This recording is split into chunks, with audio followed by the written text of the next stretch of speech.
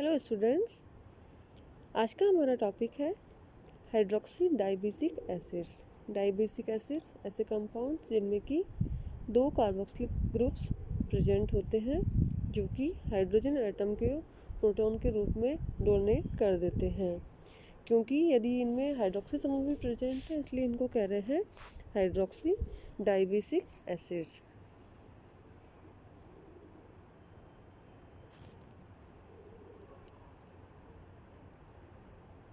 सबसे पहले हम बात करते हैं मैलिक एसिड या मोनोहाइड्रोक्सी सक्सिनिक एसिड की।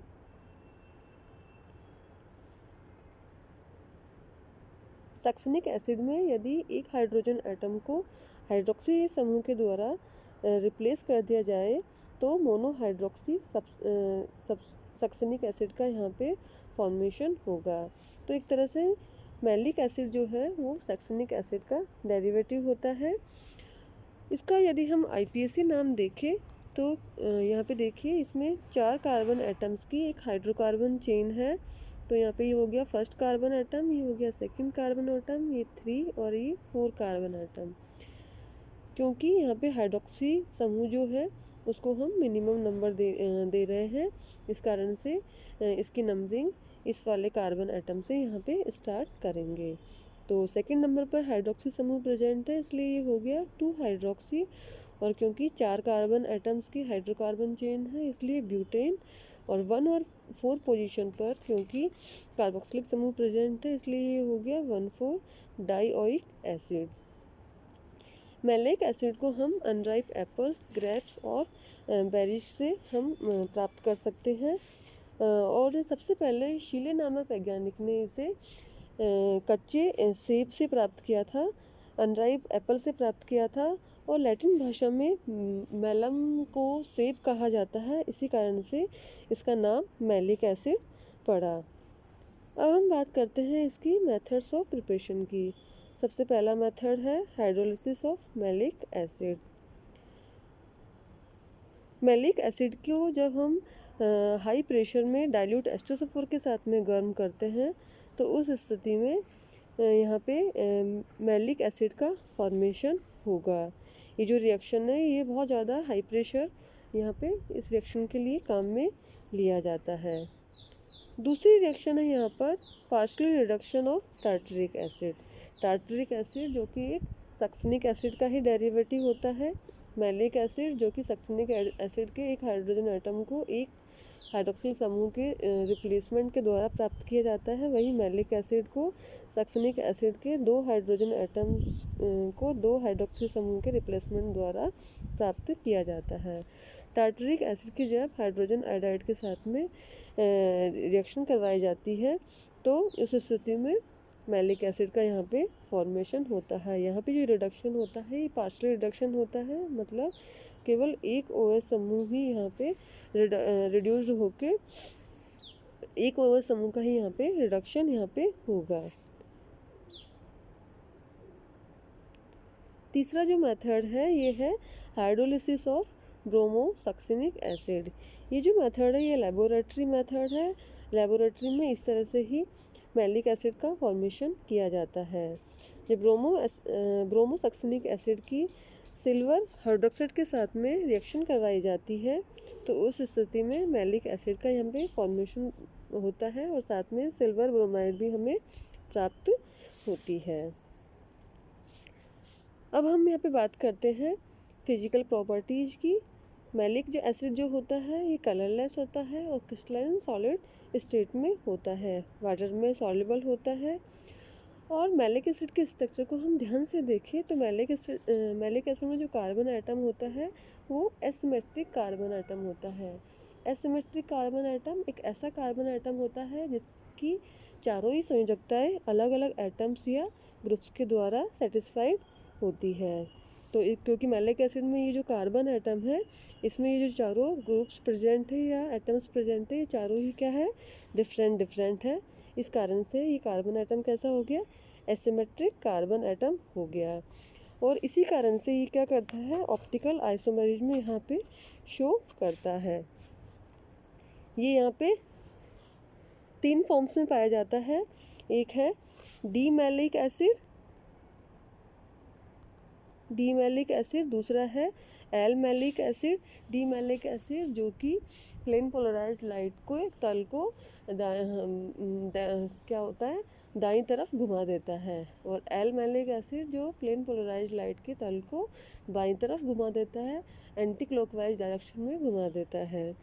और एक होता है डी एल मैलिक एसिड। इस तरह से ये 3 फॉर्म में पे आता है। डी एल मैलिक एसिड होता है, ये रेसिमिक मिक्सचर होता है, और ये क्या होता है, ऑप्टिकल इनएक्टिव होता है।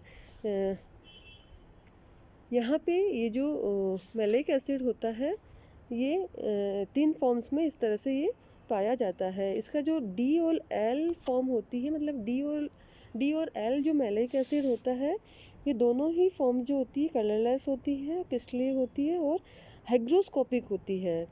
और ये दोनों ही फॉर्म्स का जो मेल्टिंग पॉइंट होता है कि सॉलिड स्टेट में, इसलिए इनका मेल्टिंग पॉइंट 100 डिग्री सेंटीग्रेड होता है। जबकि जो इसका रेसिमिक मिक्सचर होता है, जो डीएल मैलिक एसिड होता है, वो उसका मेल्टिंग पॉइंट 130 डिग्री सेंटीग्रेड होता है। और ये जो मिक्सचर है ये हाइग्रोस्कोपिक नहीं होता है। इसकी एक फिजिकल प्रॉपर्टी है कि वाटर में सॉल्युबल होता है और अल्कोहल में भी सॉल्युबल होता है। जबकि जो ईथर है, अगर हम सॉल्वेंट के रूप में लेते हैं तो ईथर में इसकी सॉल्युबिलिटी कम होती है।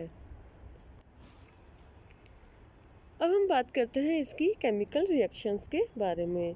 मैलिक एसिड में क्योंकि 2 फंक्शनल ग्रुप प्रेजेंट है, एक सेकेंडरी अल्कोहलिक ग्रुप प्रेजेंट है और 2 कार्बोक्सिल ग्रुप्स प्रेजेंट है, तो इस कारण से मैलिक एसिड यहाँ पे हाइड्रोक्सी एसिड की तरह भी यहाँ पे रिएक्शन देगा, और यहाँ पे कार्बोक्सिल ग्रुप के कारण में भी यहाँ पे ये रिएक्शंस देगा। पहली रिएक्शन की बात करें यहाँ पे, तो पहली रिएक्शन है यहाँ पे रिडक्शन। जब मैलिक एसिड का रिडक्शन हाइड्रोजन आयोडाइड के साथ में करवाया जाता है तो उस स्थिति में यहाँ पे सक्सिनिक एसिड का यहाँ पे फॉर्मेशन होगा और आयोडीन गैस यहाँ पे रिलीज होगी। ऑक्सीडेशन की बात करें तो ऑक्सीडेशन HNO3 के साथ में भी करवाया जा सकता है और फेंटोन्स रिएजेंट के साथ में भी करवाया जा सकता है, जो कि Fe+2 और H2O2 का मिश्रण होता है।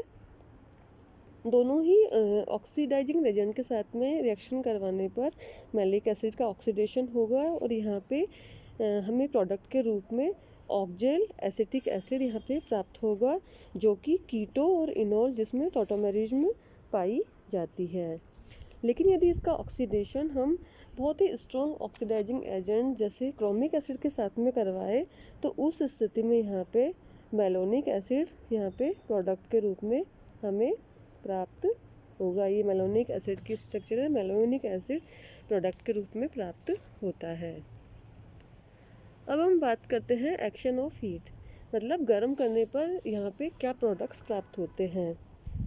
मैलिक एसिड जिसमें कि अल्फा हाइड्रोक्सी ग्रुप भी प्रेजेंट है, जो कि अल्फा हाइड्रोक्सी एसिड की तरह भी बिहेव करता है और बीटा हाइड्रोक्सी एसिड की तरह भी बिहेव करता है, क्योंकि इसमें 2 कार्बोक्सिलिक ग्रुप्स है और एक हाइड्रोक्सी ग्रुप है।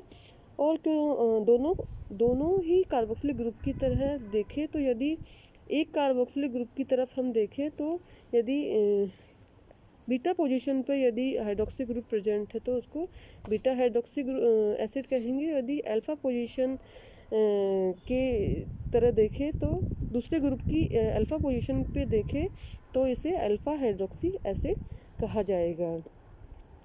लेकिन यहाँ पे इसको गर्म करने पर ये बीटा हाइड्रोक्सी एसिड की तरह बिहेव करता है। हमने लास्ट वीडियो लेक्चर में भी स्टडी किया था कि जो हाइड्रोक्सी एसिड्स होते हैं उनमें से बीटा हाइड्रोक्सी एसिड गर्म होने पर अल्फ़ा बीटा अनसैचुरेटेड एसिड्स हमें प्रोडक्ट के रूप में देते हैं, जबकि अल्फ़ा गामा और डेल हाइड्रोक्सी एसिड्स है ये गर्म करने पर लैक्टाइड्स और लैक्टोन का फॉर्मेशन करते हैं।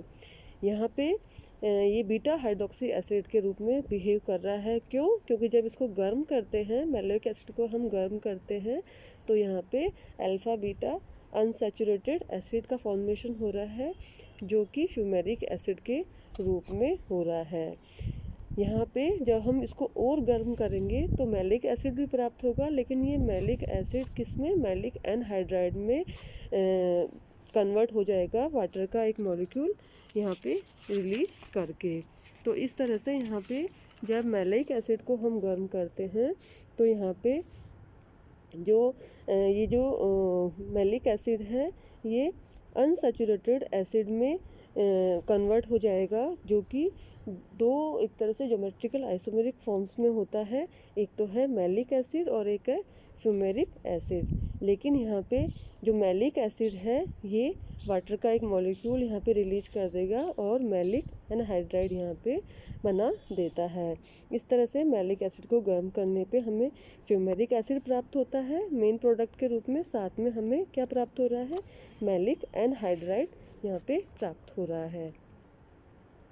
मैलिक एसिड है, मैलिक एसिड को हम मेडिसिन्स में काम में लेते हैं और साथ में इसको पेय पदार्थों में भी हम काम में लेते हैं।